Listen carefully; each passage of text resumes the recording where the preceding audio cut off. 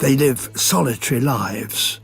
Nonetheless, they are well aware of the presence and the movements of their neighbours, because they leave messages in a few special places. An adult female and her daughter. For now, the cub is still entirely dependent on its mother.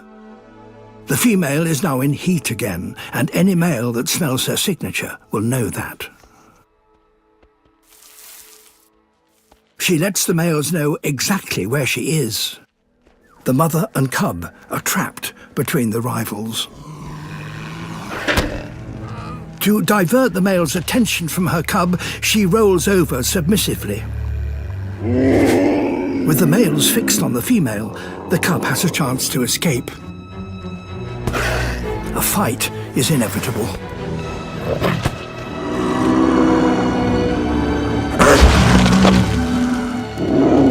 The female moves to escape and protect her cub, but the big male follows her.